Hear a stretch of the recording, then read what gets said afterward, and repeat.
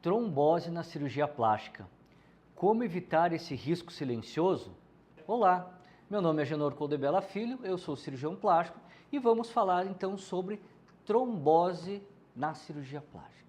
Mesmo uma cirurgia bem sucedida, ela pode ter complicações se a recuperação não for bem feita. A trombose venosa profunda, ela é uma complicação de vários tipos de cirurgias, não só da cirurgia plástica, que envolve alguns fatores, como uma lesão dentro do vaso sanguíneo, no endotélio do vaso, a lentificação dessa circulação nas pernas, por isso que a gente usa alguns meios de prevenção, um aumento da coagulabilidade, então precisa-se ter o paciente ter alguns fatores de risco para poder ter a trombose venosa, entre eles então essa lesão endotelial, a hipercoagulabilidade e essa demora do retorno venoso. Para isso temos alguns métodos de prevenção que nós vamos discorrer durante o nosso vídeo de hoje. Muitas pacientes confundem a trombose venosa profunda com a embolia pulmonar. A trombose venosa é o acometimento de veias, principalmente nos membros inferiores, seja a panturrilha, seja a musculatura da coxa. Porém, ela pode acontecer em outras áreas também, como os braços, por exemplo. Mas quando ela acontece, o mais comum, então, são as pernas e principalmente as panturrilhas.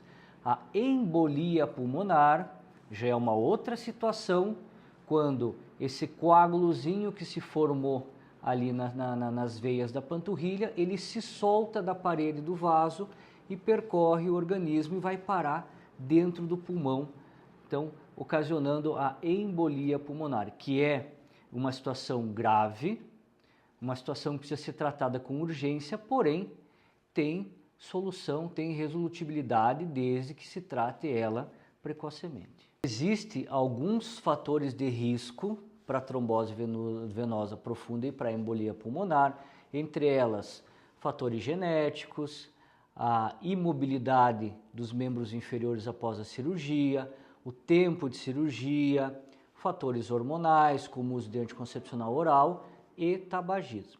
Cirurgias mais longas, como uma associação, por exemplo, de lipoabdominoplastia com mamoplastia redutora, elas têm uma chance maior de fazer esse evento que é a trombose venosa profunda. Por isso, a gente usa essa série de profilaxias para evitar que a paciente apresente essa TVP no pós-operatório. Os métodos mais comuns, quase um consenso entre os cirurgiões vasculares para a prevenção de trombose, então, é o uso de uma meia compressiva, onde a paciente já inicia a cirurgia com essa meia compressiva e vai usar depois durante um período determinado pelo tipo de cirurgia que ela vai ser submetida.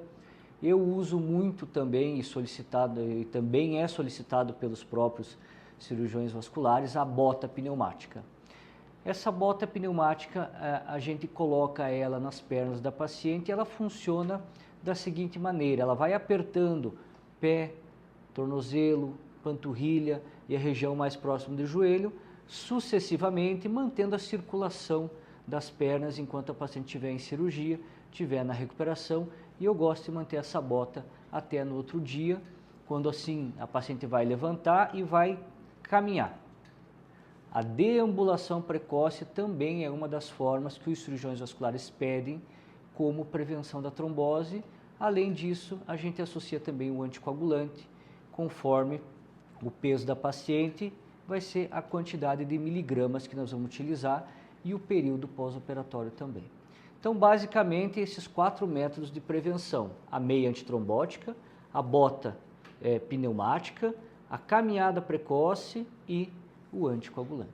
Em casa, nós precisamos que a paciente movimente as suas pernas, caminhe, que isso ajuda muito a evitar a trombose venosa profunda e, consequentemente, a embolia pulmonar. Como nós prevenimos a trombose venosa profunda? Então, inicialmente, na consulta, uma anamnese, que é a nossa conversa com a paciente, um exame físico detalhado, e quando eu vou fazer lipoaspiração, abdominoplastia, cirurgias dos membros inferiores, como a cruroplastia ou cirurgias de um tempo um pouquinho maior, eu sempre acabo encaminhando as pacientes para o cirurgião vascular, que ele vai fazer também ter essa anamnese com a paciente, o exame físico e, se ele achar necessário, exames de imagem como o ecodoppler dos membros inferiores para ver como está a perfusão venosa das panturrilhas principalmente e das coxas.